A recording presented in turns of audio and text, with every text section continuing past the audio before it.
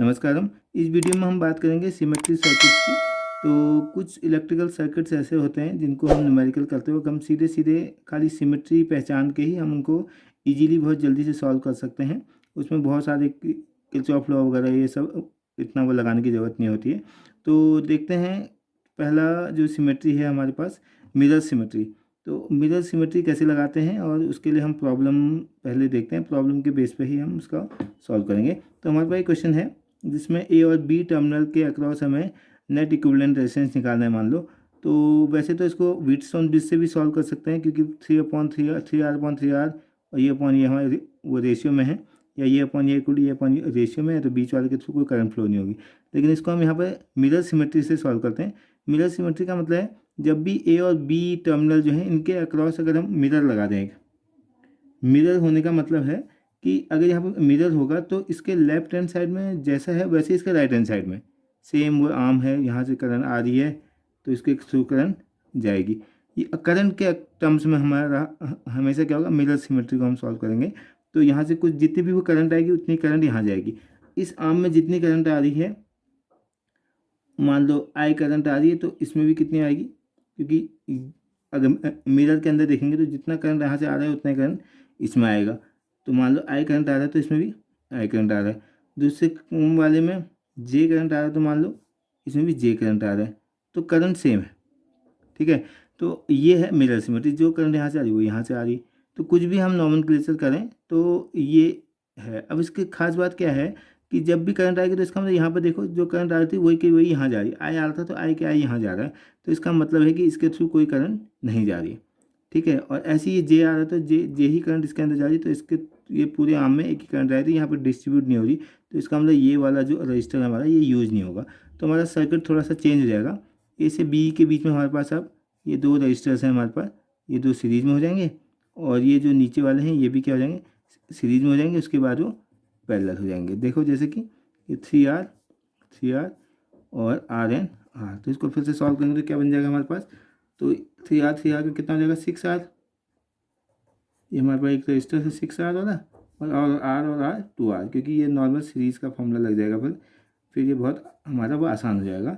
तो A B के across net equivalent resistance कितना आ गया, ये दोनों पैरेलल में। तो पैरेलल के लिए हमें पता है R equivalent equal to product of resistors divided by sum of resistor, 6R + 2R। तो ये हो जाएगा हमारा 12R² डिवाइडेड बाय 8R।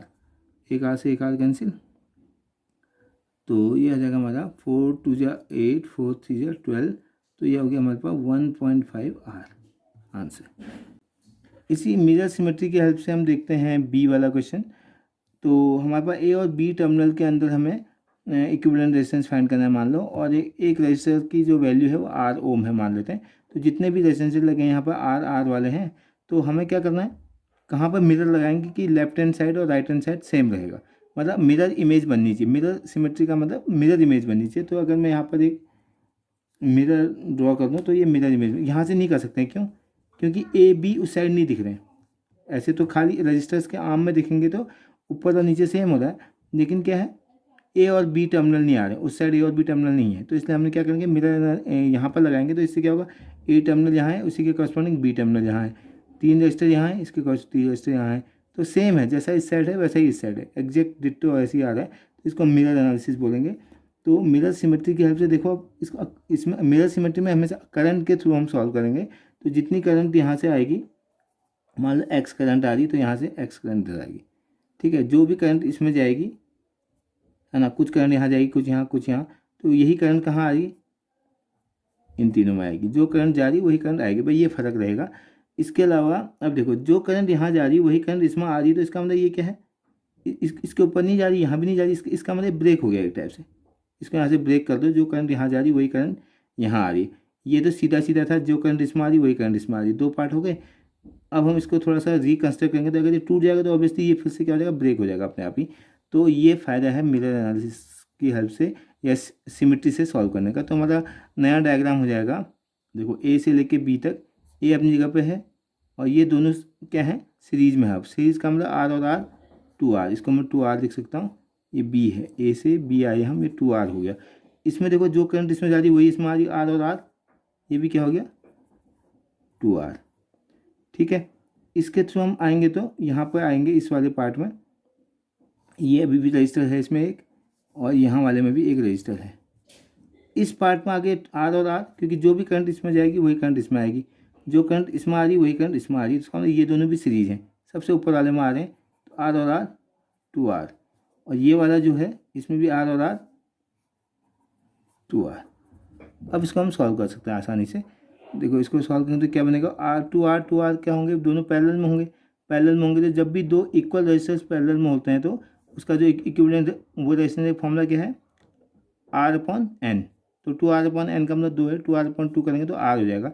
तो इन दोनों का इक्विवेलेंट रेजिस्टेंस आ गया R ये है, R ये है, फिर से 2 R आ गए, R यहाँ पे है, ये वाला R भी यहाँ पे है, ये 2 R हैं। फिर ये 2R का इक्विवेलेंट रेजिस्टेंस क्या हो जाएगा, 2R का R। ये हमारा ए और बी टर्मिनल बचा है।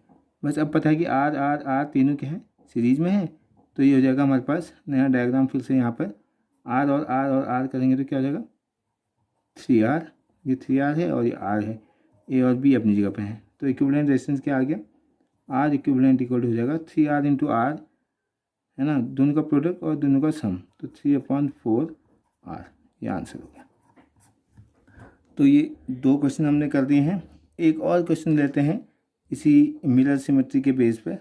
इसमें क्या है कि हर एक रजिस्टर जो है 1 ओम का है, इसमें 1 ओम लिखने की ज़रूरत नहीं, वो अंडरस्टूड है कि हर एक 1 ओम का है, और ए और बी के अक्रॉस हमें इक्विवेलेंट रेजिस्टेंस निकालना है। तो यहाँ पर भी हम मिरर सिमेट्री लगाएंगे। तो मिरर लगाएंगे तो देखो पहली बात तो हम मिरर लगाते हैं इस पूरे में,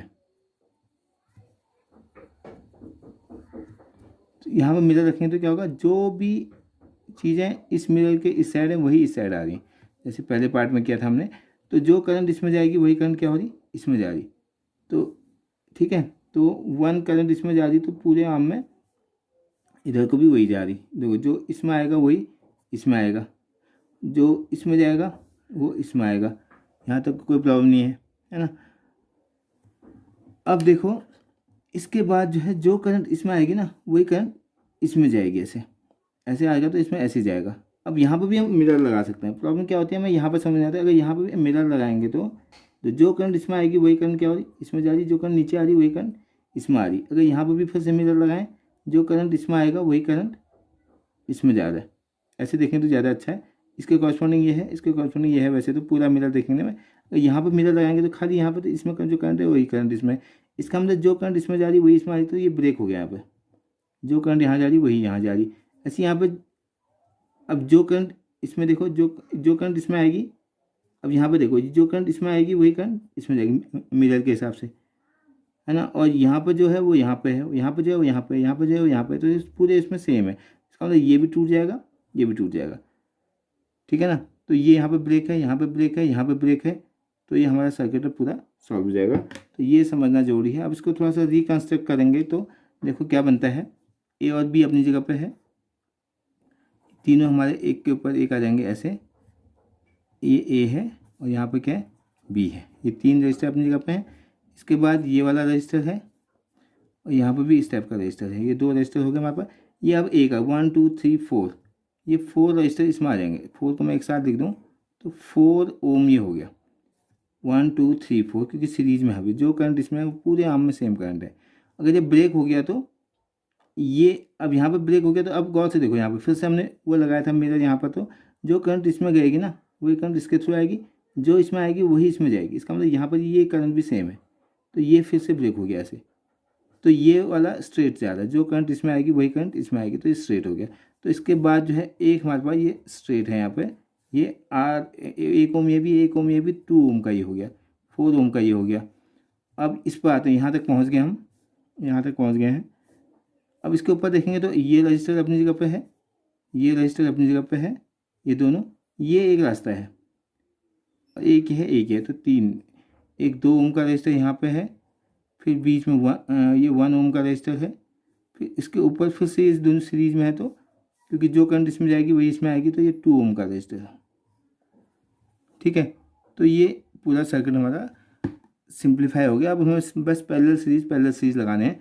देखो इतना पार्ट हमारा 2 1 और 2, ये तीनों किस में है, पैरेलल में। अगर ये पैरेलल में होंगे तो इनको सम करेंगे तो क्या आएगा, 1/r इक्वल टू हो जाएगा 1/2 + 1 + 1/2।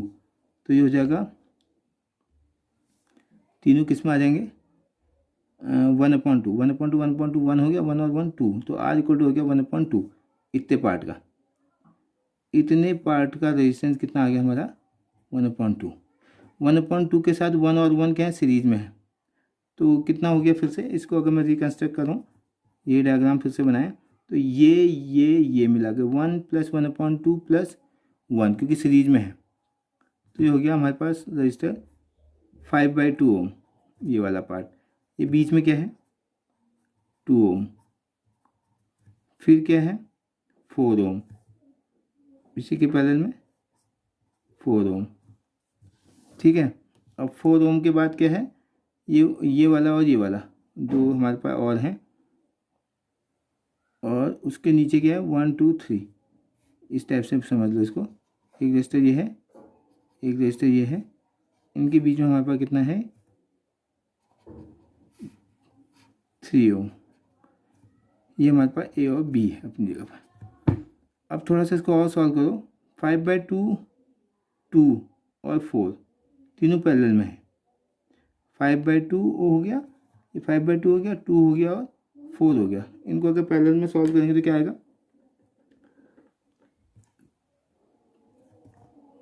1/r इक्वल हो जाएगा 5/2 का मतलब 1/5/2 2/5 + 1/2 + 1/4। जब इसको सॉल्व करेंगे तो 25 4 2 8 10 + 5 कितना हो जाएगा, 1/r इक्वल टू हमारे पास आ गया है 8 5 13 23/20। तो r इक्वल टू यहाँ से आ गया 20/23। 20/23 ये है। उसके साथ ही फिर प्लस क्या होंगे, फिर दो हमारे पैरेलल में आ जाएंगे। फिर ये दो पैरेलल में आएंगे तो क्या होगा, +2। तो 1 ये है, 1 ये है, तो 2 + 20/23 वो जितना भी आएगा वो फिर क्या होगा, इस 3 के साथ पैरेलल में होगा। तो ये r इसके बीच में आ रहा है। अभी ये आ गया हमारे पास 46 66 46 + 20 66/23। तो यही है। उसके साथ फिर क्या है, 3 हमारा पैरेलल में है।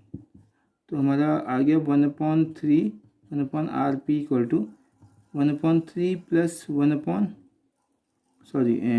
66/23 है ना। तो ये हमारा एलसीएम आ गया 66 22 23, ये आ गया 3 2 5 45/66। तो इक्विवेलेंट जो आ गया हमारे पास, नेट जो आरपी है उसकी वैल्यू आ गई हमारे पास 66/45।